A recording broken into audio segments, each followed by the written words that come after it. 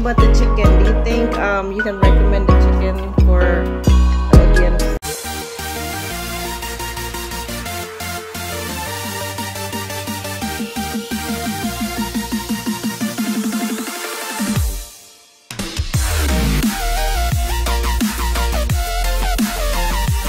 Hi guys, welcome back to my channel. Ayan, we're gonna cook another recipe guys. Ayan, gaya-gaya na naman to guys.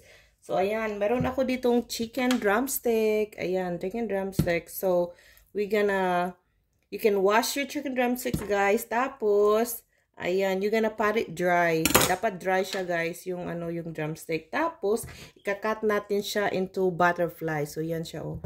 Ayan, meron ako na-cut dito. So yan, it's gonna look like this. So, you're gonna cut like sides lang siya, guys. Para yung seasoning natin mamaya, ayan, maano siya, masok talaga yung chicken. Ayan. So, I'm gonna cut the rest of it. Ayan. So, I'll see you in a little bit. Ayan. Tapos ko nang nakat lahat ng drumstick, ayan. Para siyang butterfly yung pagka-cut niya. O, tingnan nyo. Ayan. Parang butterfly. So, ayan. Okay, so we're gonna put all our chicken drumsticks sa bag. Ayan, ziplock bag guys. Ayan. At actually, freezer bags to siya. Freezer bags. Ayan, lagay natin lahat. Make sure guys, yung nyo ha, yung chicken nyo, dry siya, dry. Para wala siyang tubig. Para yung seasoning natin, masuk talaga sa chicken. Okay, now gagawa na tayo ng seasoning. Ayan, so lagay lang tayo ng... Kahit anong gusto niyo na seasoning guys. So sa akin, lagyan natin ng garlic pepper. Ayan, tapos lagyan natin ng onion. Ayan, meron ako ditong onion, chop onion. Tamad ako mag-chop ng onion guys. Ito na lang gamitin natin. Ayan. Flakes to siya, onion flakes. Ayan. Tapos, lagyan natin ng pepper. Ayan, pepper. Paprika daw. Kaso lang, ayoko ng paprika. Kasi, parang ako dyan guys, allergic ako sa paprika. So ito, siya, actually, to siya, Spanish seasonings. Tapos, na siya, guys, lahat nandito na yung, mayroon na siyang salt, mga ganyan. At saka, kumpleto na siya ng ricado. So, yan, ito na lang lagay ko. Yan, pwede nyo siyang, guys, paglagay kayo ng paprika or kahit anong seasoning na gusto nyo. Yan, so, kayo na lang bahala anong gusto nyo, guys, na seasoning na lagay nyo. Kayo nang bahala, okay? Yan, maganda yung garlic salt. Kaso lang, naubusan ako ng garlic salt. So, yan na lang. Ito na lang na seasoning. Okay, tapos, lagyan natin ng oil. Yan, lagyan natin ng oil siya, guys. Tapos, i-mix-mix natin. Yan, mula-mula. Yan.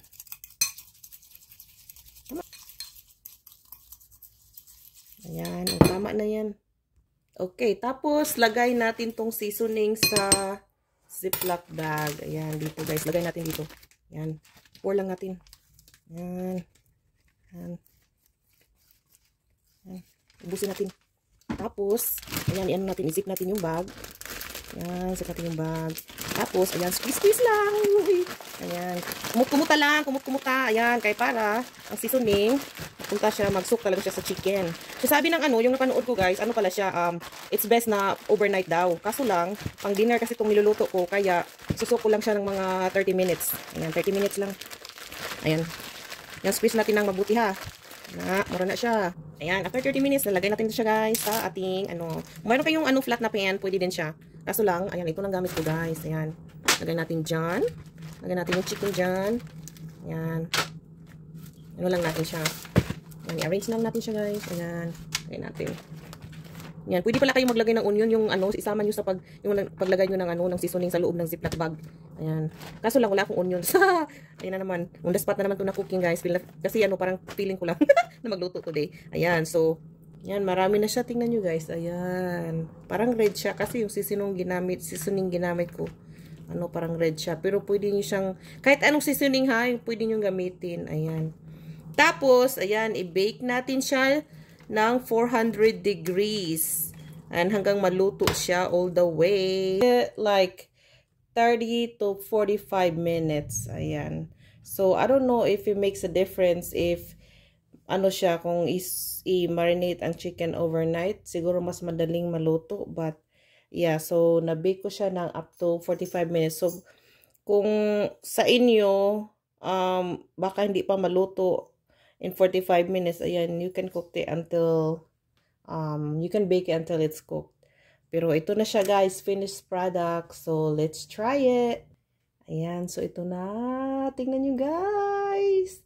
Ayan, so before pala natin i-try, may oil pala siya kanina nung na-bake ko. So para hindi siya masyadong dry. Yan, lagyan natin ng oil konti. Ayan, so kung gusto niyo may presentation, lagyan niyo ng parsley na parsley na powder whatsoever. Pero ayoko ng parsley. So, ayan, oil para maganda. Beauty. Ayan, ito na siya, guys. Ayan, try natin. Ooh, look at that. Ayan, ooh. Ito na ang aking tester, my son. Okay, try it. See how good it is. Soft, right? Is the chicken soft? Do you think it needs more salt? I didn't put any salt on it. Just the seasoning. But is it good? Is it tender? Oh. Okay. Ayan. So, ano pala siya guys? Kasi kanina I didn't put any salt. So, ayan. Seasoning lang siya. So, ayan. Nakalimutan salt. So, don't forget to put salt when you mix all the seasoning. Ayan. But it tastes good, right? And tender. Okay, but the chicken, do you think you can recommend the chicken for the audience or the It's a 10 out of 10 10. out of 10? Ayan, I just need more salt, guys. Pero it's very tasty. Ayan, try it at home. Thank you for watching. Until next time.